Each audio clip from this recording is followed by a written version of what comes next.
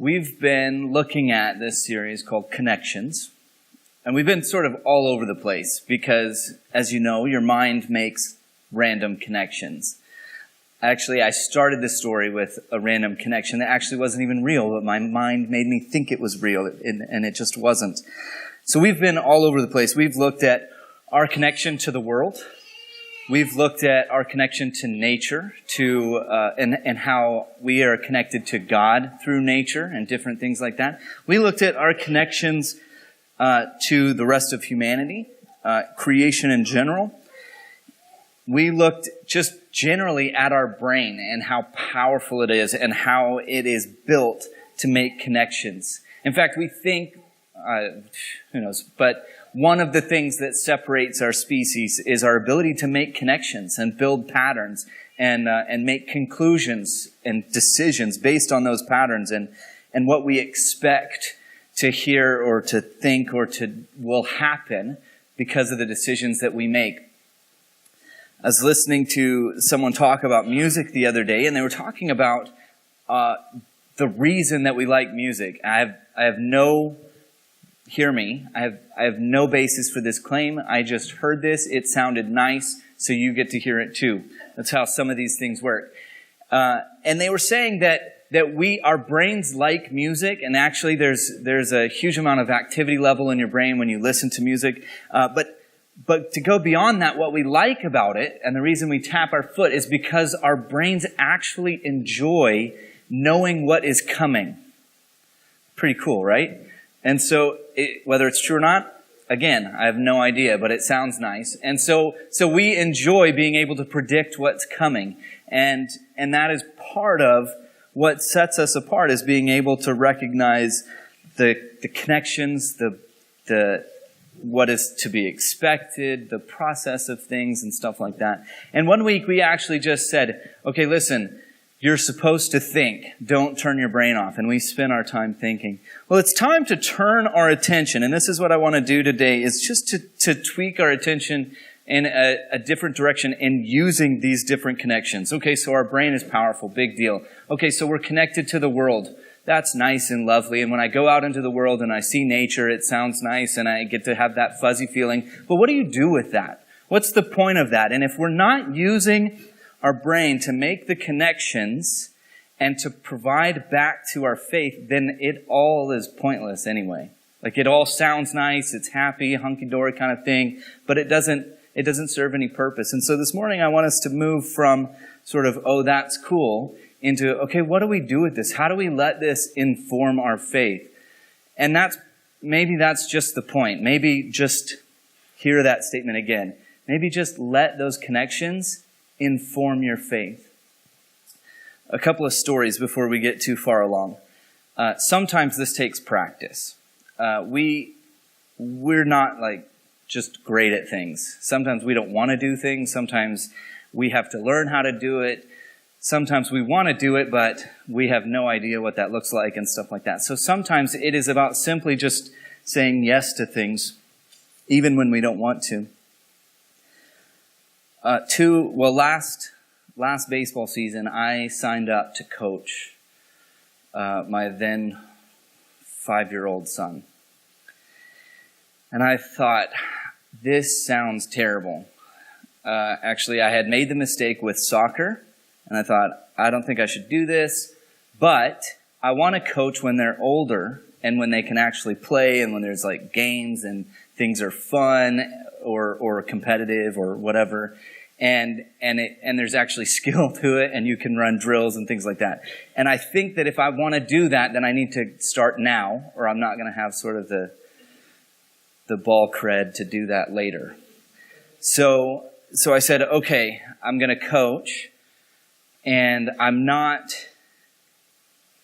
how do I put this? That's not necessarily a great role for me, to be assigned 7 kids that are 5 years old, some 4 years old, and say, here, go run baseball drills. That's not my area of skill. I don't have it because it's not coaching. It's not baseball. It's just it's like babysitting with a dangerous weapon in your hand. That's what it's like. It's like give 5 kids, a dangerous weapon, and then hope and pray that they don't hit another kid with it. That's what coaching 4 and 5-year-olds are like. And then midway through the season, they give you these hard balls, and you're still playing catch with them. And it takes some time to realize that they're not going to put their glove in front of their face. They won't do that. So if you throw it to their chest or their face, it's going to hit them in the face. Those are all kinds of things that you learn. I didn't want to learn those things, but you learn over time as you practice and say, okay, I'm committing to this, whether I like it or not. Again, I need the ball cred future on, so I'm going to commit to this now. And those are things we learn, and I've gotten better. And actually this year, we're now into second season, same sort of age group. The kids are a little better. I've got a few more helpers around and stuff like that, but I know better how to deal with the kids. I know what gets them excited, which is nothing in baseball. It's all about the race at the end. So I've fine-tuned some things as we go along, and they enjoy it, and our parents recognize that, this can be fun for the kids and stuff like that. So sometimes all that is to say is that it's about saying yes to something, and you may not want to learn, you may not want to practice this, you may not want to connect whatever it is to your faith, but you have to in order to practice and grow your faith. The second story, and some of you have heard this already or know, whatever, but a couple of weeks ago I got an email, an invitation to go to a refugee response training. I thought, well, that's odd. Five invitations went out to Maple Ridge and Pitt Meadows. And one of those, and I was on that list, and I actually called Shakora. She's the one that divvied out the invitations, and I said, I was just checking in because this doesn't sound right. We have people from Family Ed Center, we've got community services, we've got settlement workers in our schools, and we have, sponsoring, families and churches and organizations and stuff. I was like, are you, like, this doesn't sound right. Are you sure I was supposed to get this invitation? And she said, no, yes, absolutely. We've got these seats and we want you to be one of them. And I thought, okay, well, that's interesting. So I'm not going to turn it down. It's not in my normal things to do. I'm going to know nobody there. I'm going to be out of place. And sure enough, I showed up and there's 50 settlement workers there that are literally working day in and day out, have committed their lives to caring for refugees. And I sometimes show up to an interfaith meeting or a community network meeting and help out and pitch in where I can, but in no way sort of in this area of wholehearted committed to this cause. And so it was kind of strange. But I said yes because there's a need and there's something to be learned, and there's a whole sort of industry of people that have committed their lives to helping others in need in this kind of way. And so I thought, well, if nothing else, I'll learn something about how to apply either my faith or my practice with the church in doing this. And the deal is this: if we believe that God is everywhere, that we are connected to the world, that we are connected to people, that we are connected to people across the globe or in our community, if we believe that we are connected to all of this, then we need to respond. Not just sometimes, but there's a response that is required. And it is about our faith in action. And it should always be a response. It should be always our first sort of gut instinct to respond, yes, how can we help? Or yes, what is there that we can do? Or yes, tell me more about what that need looks like.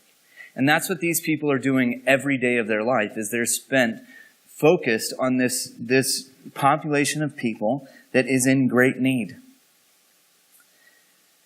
This came up in the training, and I thought this was really interesting. I'm not exactly sure how it fits in here, but we ask the question sometimes, well, why are we going to respond? Why is this our call? Why is this task or this specific group of people the ones that we're going to give our attention to? And so there were some interesting numbers brought up. Van City has done a study on refugees. And the statement is that refugees actually have a positive economic impact, long-term economic impact on our communities.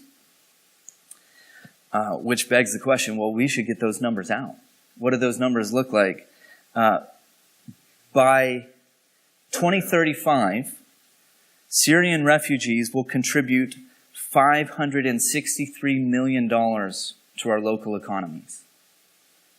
So there's obviously cost going into bringing Syrian refugees here. I'm going to use a really awkward term, but there's a return on that investment. And it actually goes to benefit all of our lives, not just the lives of the refugees.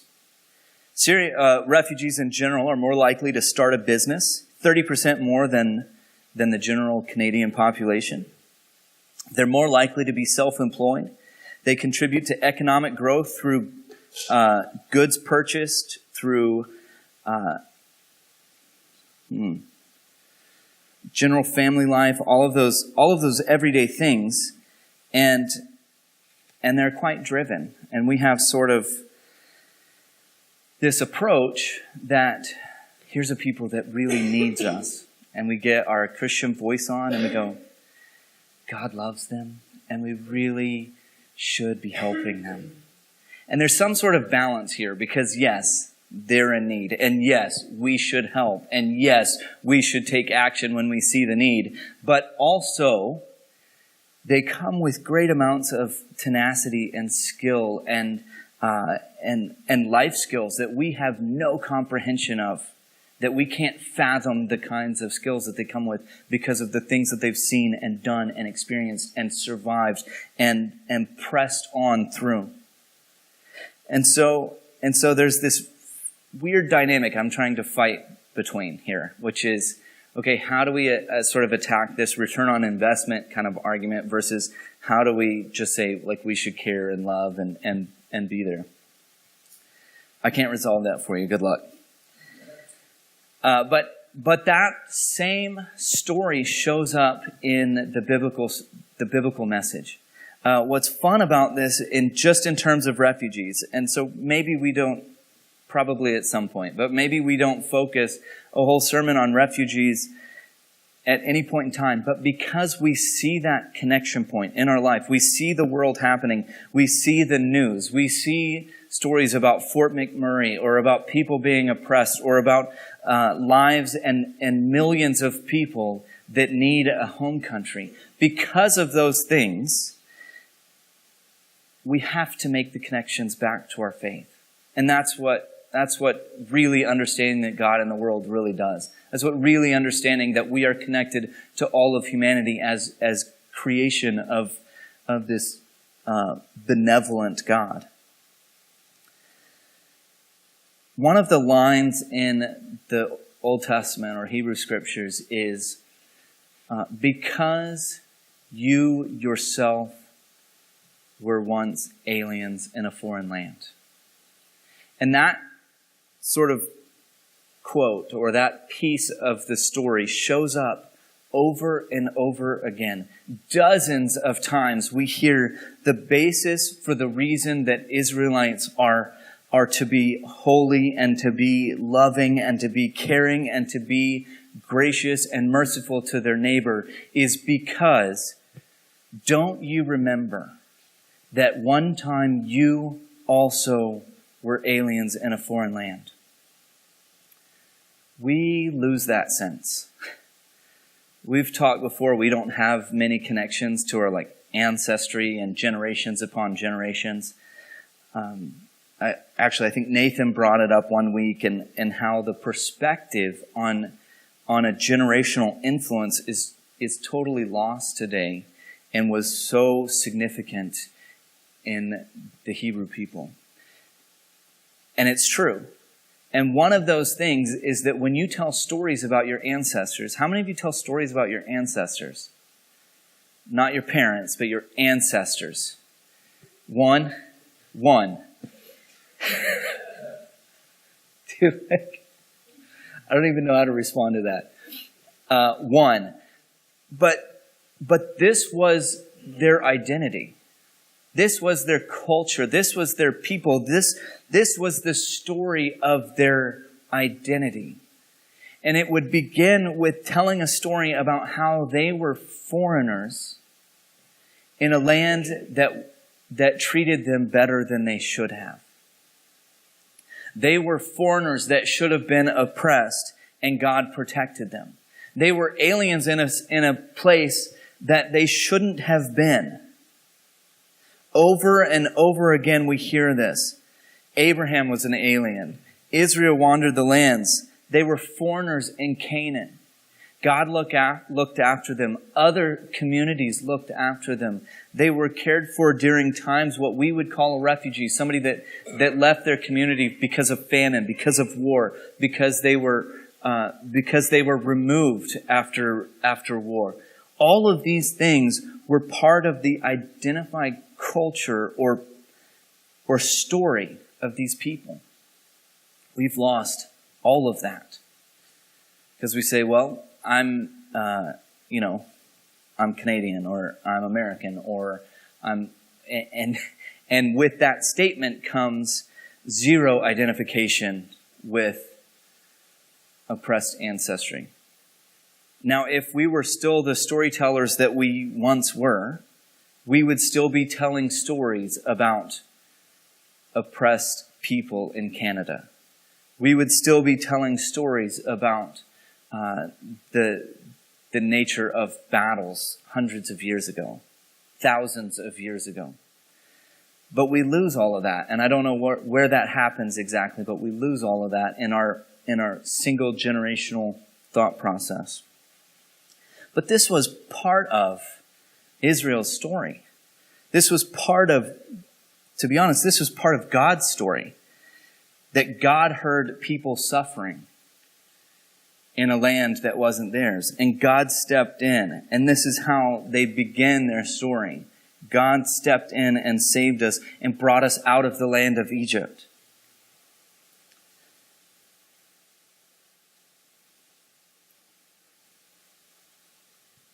One of the things that came out in this refugee training was sort of all of the things this is what was most sort of significant for me, was going through the list of things that an individual struggles with as they are removed from their land, from their home. For a lot of people, your land is your identity. For a lot of cultures, we don't necessarily fit that, but for a lot of cultures, your land is tied to your identity.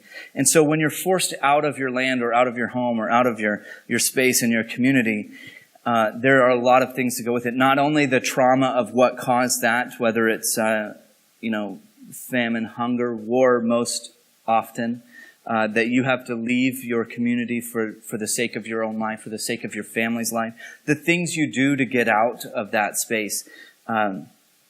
We address some of those things like women coming with their children alone, because if they tell about their husband, they go down on the priority list of getting out of the dangerous situation.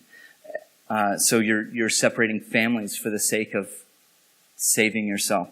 The process of travel, the process of showing up to a new land and them greeting you at the airport in another language, and you having essentially a year. This is what you have here. You have a year to figure out how to communicate well enough to get a job, to get your own housing, to cover your own costs, to handle your own life. You have a year to get the language, to get the skills, to get a resume that looks like anything that somebody would hire for. These are sort of all of the encompassing things. And so there's things in the process, there's things beforehand, and there's things after that refugees deal with every day and fight through that. And so one verse, I told you there's lots on refugees in the text, or they're sometimes called aliens or sojourners or foreigners. But one caught my attention. It was from Psalm 137, if you want to look at it. I know we're done with the Psalms, but we can go back there anyway, right? Yes. It reads, "By the rivers of Babylon, there we sat down, and there we wept. When we remembered Zion, on the willows there we hung up our harps. For there our captors asked us for songs, and our tormentors asked for mirth, saying, 'Sing us one of the songs of Zion.'" And this maybe indicates the experience of someone as a refugee. How could we sing the Lord's song in a foreign land? "If I forget you, O Jerusalem, let my right hand wither. Let my tongue cling to the roof of my mouth. If I do not remember you, if I do not set Jerusalem above my highest joy." I love that line. I think it digs into that. How could we sing the Lord's song in a foreign land? And we think about this sort of on a numbers level, or on a people level. We go, well, they need help, so we'll help them. But to identify that space of emotional and mental experience of someone coming into a new country out of trauma and being placed in this with all of these expectations to go forward, I think this helps us. How could we sing the Lord's song in a foreign land? We hung up our harps, and they asked us for songs. But how could we sing in a foreign land? These are experiences that people right here in our community right now are experiencing. And we look out every day, we walk down the street and we see need. And it's overwhelming. But we have to allow our experiences in the world to connect us to this deeper faith in action.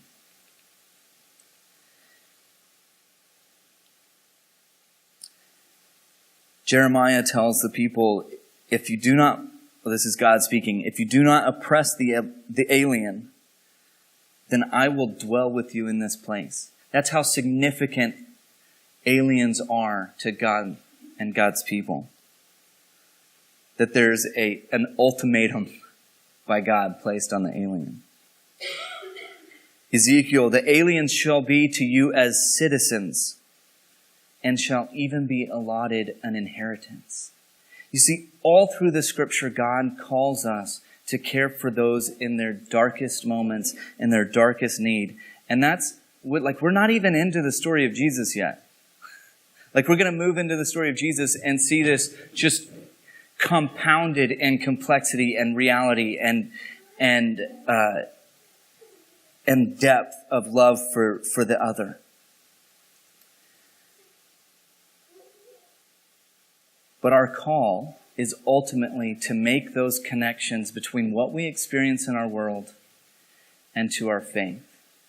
And so for different reasons, maybe it's for a return on investment, maybe it's for your own benefit, maybe it's for the experience of helping. It makes us feel good. We have to temper that.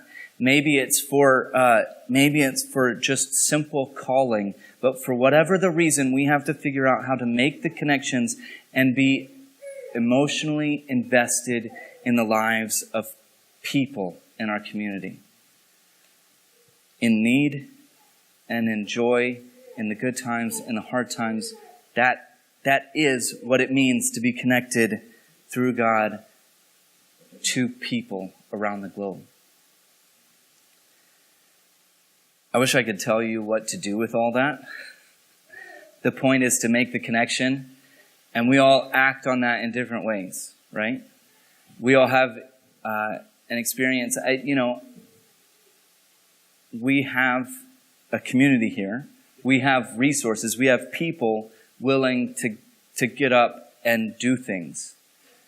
Maybe you have the idea and others have the hands to put it in place.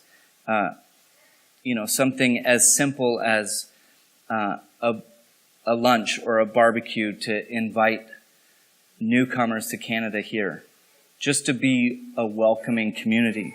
But everywhere we look in the text, God is calling us to be a welcoming community, to love those who need that love.